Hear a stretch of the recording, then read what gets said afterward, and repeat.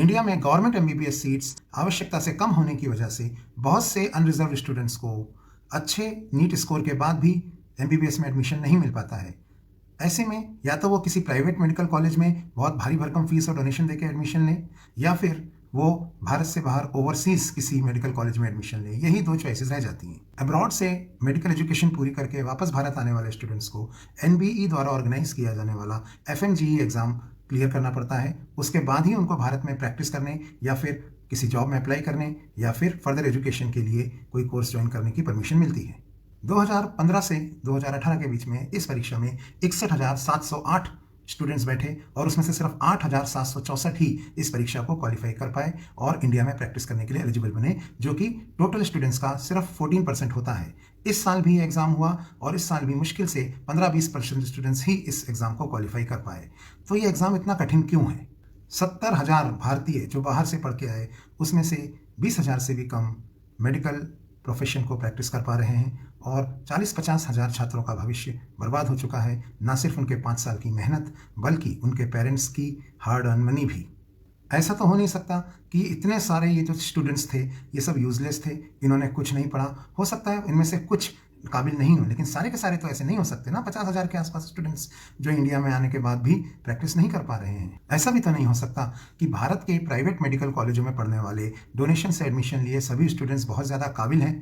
खैर, इसमें से कम आधे स्टूडेंट्स, 25-30 हज़ार स्टूडेंट्स वो हैं जो शिकार हो गए हैं दलालों की धोखाधड़ी, सरकार की असंवेदनशीलता और एमसीआई के गलत नियम और एनबीई में व्याप्त भ्रष्टाचार के।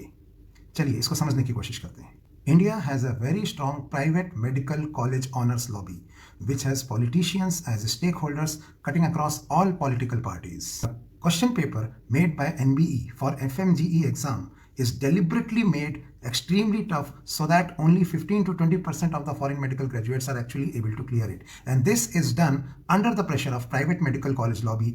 Private medical college lobby के दबाव, राजनेताओं के भ्रष्टाचार और ब्यूरोक्रेट्स के करप्शन ने एमसीआई को इतना ज़्यादा करप्ट बॉडी बना दिया कि अंततः इसे डिसॉल्व ही करना पड़ा और इसकी जगह पे नेशनल मेडिकल कमीशन या एनएमसी की स्थापना हुई। लेकिन एनएमसी की जो स्थापना थी वो एक तरह से नई बोतल में पुरानी शराब परोसना हो गया, क्योंकि इसमें ऐसा भी सुनने में आया कि ज़्यादातर ऑफिशियल्स वही हैं जो एमसीआई में थे। तो भ्रष्टाचार जो है, जो खून एक बार मुंह लग चुका है, वो उसी तरह से चले जा रहा है। एफएमजीईस के लिए बनने वाला पेपर एनबीई इतना टफ इसीलिए बनाता है ताकि इससे ज़्यादा स्टूडेंट्स क्लियर ना कर पाएँ और भारत से बाहर जाकर एमबीबीएस करने में डरें कि वापस आकर उनका करियर खराब भी हो सकता है और वो भारत में ही प्राइवेट मेडिकल कॉलेजों की मनमानी दुगनी तिगुनी फीस जो 1-1 करोड़ रुपए तक जाती है वो देकर यहीं से एमबीबीएस करें। सरकार को नए मेडिकल कॉलेज एस्टैब्लिश करने के लिए बहुत सारे infrastructure, hospitals, number of beds, बहुत सी चीज़ों की ज़रूरत पड़ती है। इसलिए रातों रात सैकड़ों कॉलेजेस खड़े नहीं किए जा सकते और इसकी कमी को पूरी करने के लिए सरकार ने एक नई पॉलिसी बनाई और ये पॉलिसी ये थी कि अगर स्टूडेंट्स बाहर से भी एमबीबीएस करके आते हैं तो उनको भारत में आकर वही एक एग्ज़ाम देना पड़ेगा जो भारतीय इंडियन मेडिकल ग्रेजुएट्स को देना पड़ेगा, यानी नेक्स्ट।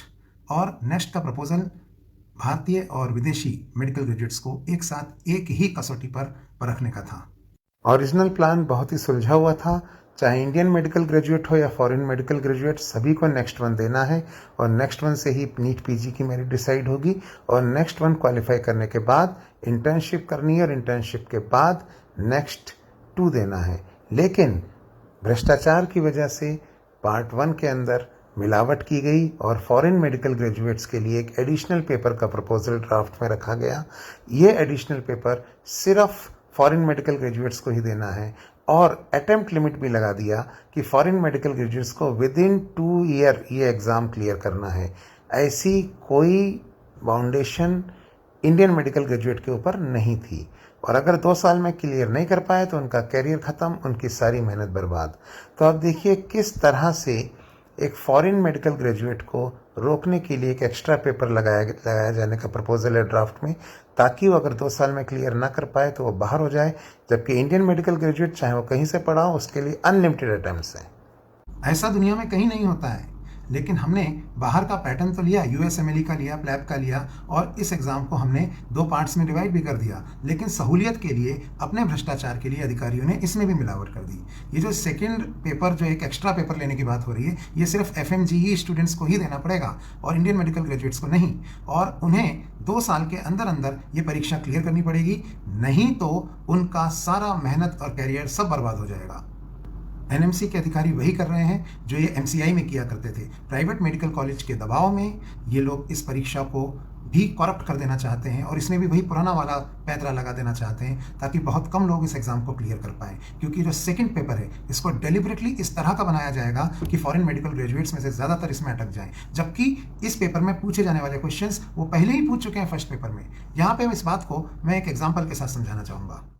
तो नेक्स्ट पेपर 1 की बात करते हैं। मान लीजिए 2 स्टूडेंट्स हैं, एक है इंडियन मेडिकल ग्रेजुएट, एक है फॉरेन मेडिकल ग्रेजुएट। दोनों ने नेक्स्ट का पेपर 1 दिया, लेकिन जो फॉरेन मेडिकल ग्रेजुएट था, इसने इंडियन मेडिकल ग्रेजुएट से भी ज़्यादा मार्क्स नेक्स्ट के पेपर 1 में स्कोर किए। मान लीजिए इसका मतलब ये ज़्यादा काबिल है इस इंडियन मेडिकल ग्रेजुएट से, ठीक है। लेकिन आपने इसको बोला नहीं भाई, तुम एक एग्ज़ाम और दो, और ये उसी सिलेबस में से होगा, उन्हीं में से प्री और पैरा क्लिनिकल का होगा जो पहले या फर्स्ट पेपर में पूछ चुके हैं। इसको ये भाई साहब नहीं देंगे इंडियन मेडिकल ग्रेजुएट वाले, ठीक है, यही देगा। और यहाँ पे आपने इसको डिस्क्वालीफाई कर दिया।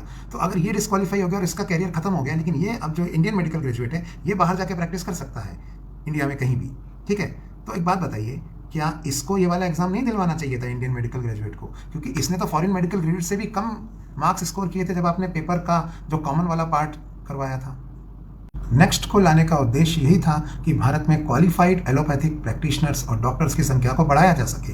लेकिन ये उद्देश्य प्राइवेट मेडिकल कॉलेज और उनके स्टेक होल्डर, हमारे करप्ट पॉलिटिशियंस, NBE, MCI और यहाँ के ब्यूरोक्रेट्स के इंटरेस्ट के अगेंस्ट जा रहा है।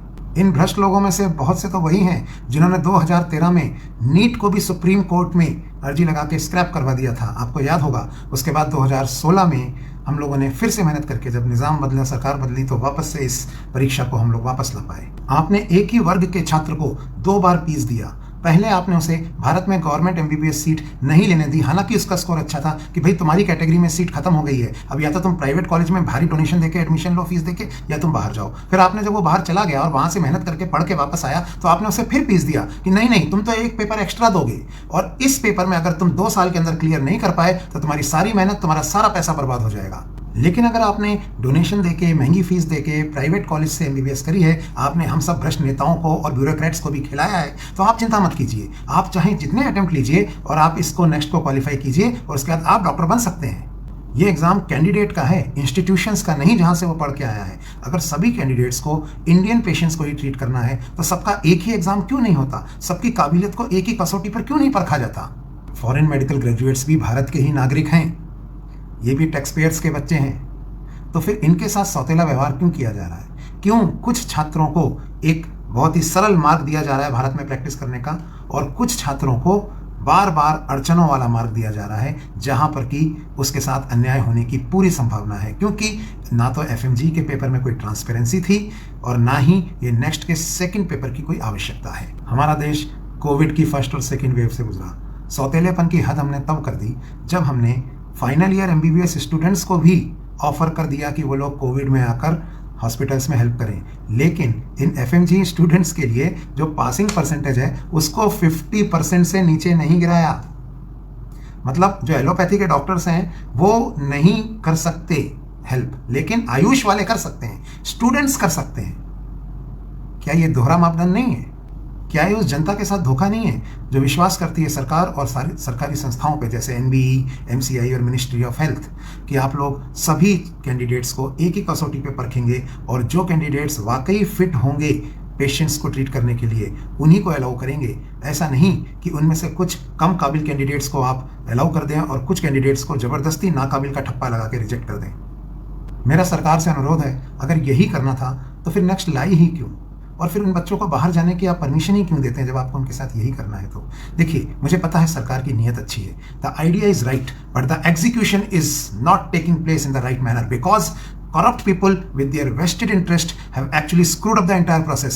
तो मैं ये फैसला आप लोगों पे छोड़ता हूँ कि क्या ये सब जो हो रहा है ये सही है, क्या ये अन्याय नहीं है? क्या सरकार को आंखें और कान खोल कर देखना नहीं चाहिए कि जिस सही आइडिया और उद्देश्य के साथ वो नेक्स्ट लाए थे उसमें कहाँ मिलावट हो रही है?